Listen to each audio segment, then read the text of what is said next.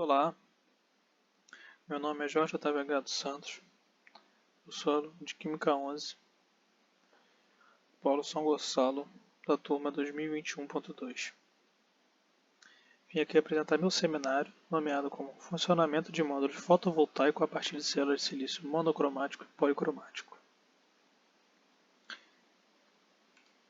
O Brasil tem como uma das principais fontes de energia do sistema a rede hidrelétrica.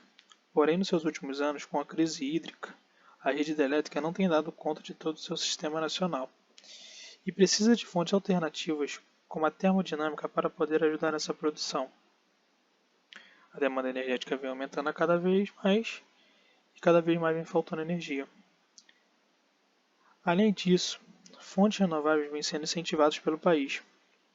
Um decreto publicado pela ANEEL em 2012, em que diz que qualquer pessoa física pode abastecer o sistema de rede elétrico, desde que sua fonte seja uma energia renovável, provocou um aquecimento das indústrias, fazendo que corram atrás de sistemas de produção de sistemas de energia fotovoltaicas, a popularmente conhecido como energia solar.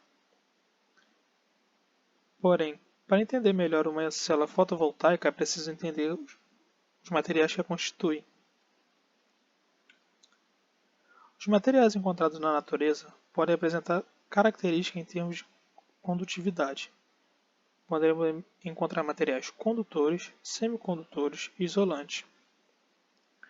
O que diferencia um do outro é a energia necessária para a retirada de um elétron da banda de valência para a banda de condução.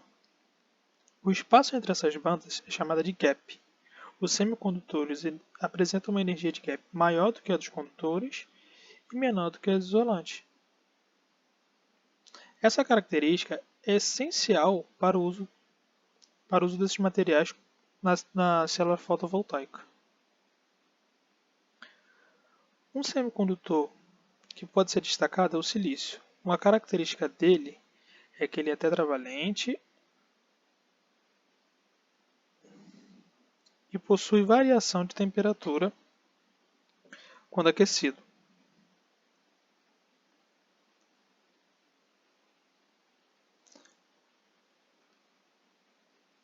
Quando ligado entre si, ele ocorre o compartilhamento de elétrons. Uma estrutura que só apresenta somente átomos de silício é chamada de cristal intrínseco. Dessa forma, quando há um aumento de temperatura no cristal, há uma quebra das ligações covalentes, e assim gerando elétrons livres. O espaço deixado por esses elétrons são chamados de lacuna. Quando os cristais são expostos a uma placa carregada, tende a se mover por meio mais polarizado. Dessa forma, os elétrons se movem para um lado e as lacunas se movem para o outro, sempre ao contrário do outro.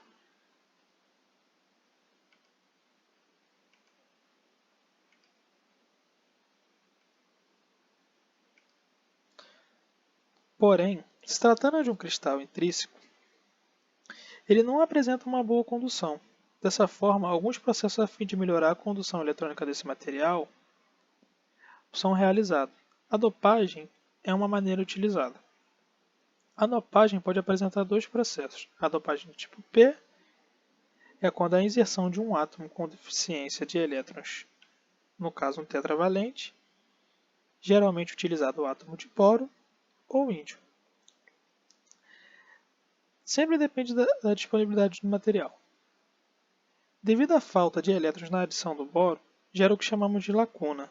Esse espaço vazio pode ser ocupado por elétrons vizinhos, fazendo com que a lacuna se desloque. Assim como no cristal intrínseco. A dopagem do tipo N, ao contrário do tipo P, ocorre com um átomo com exceção de elétrons, sendo um átomo pentavalente. O fósforo é um dos mais utilizados nessa aplicação.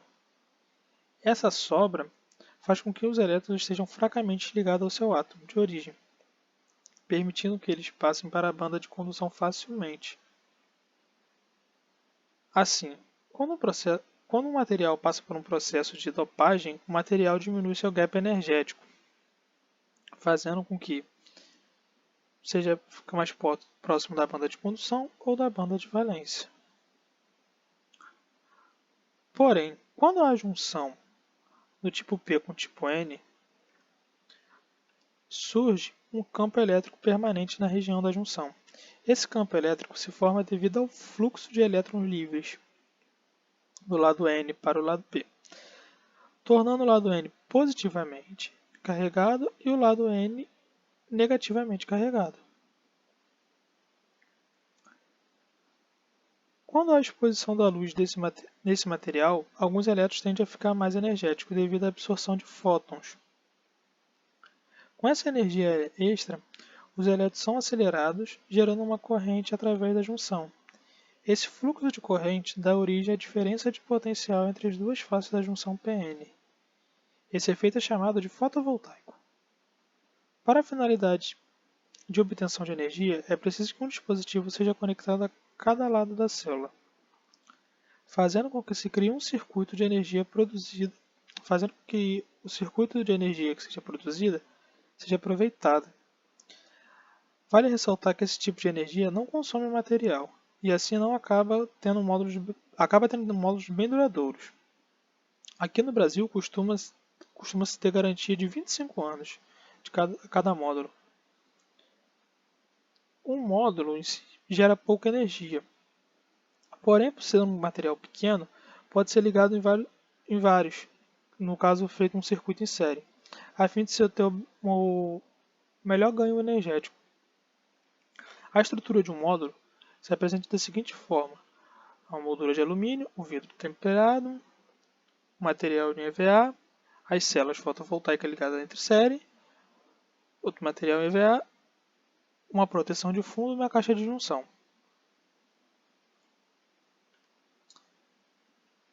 Se tratando da conclusão do trabalho, eu trouxe o seguinte tema. Esse material poderia ser abordado dentro da sala de aula, falando sobre a condução dos materiais, materiais isolantes, materiais semicondutores e materiais condutores. É um tema que dá a possibilidade de você falar como cada material age e como é possível os semicondutores conduzir uma eletricidade através de um estímulo externo.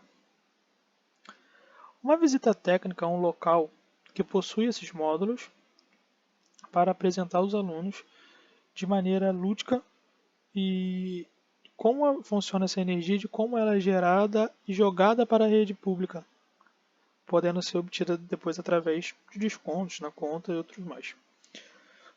Eu coloquei o uso do aplicativo Tabela Periódica 2021 para ilustração de materiais de como é encontrado o silício, de como é encontrado o boro na natureza, visto que dentro de uma sala de aula é difícil ter acesso a esses materiais.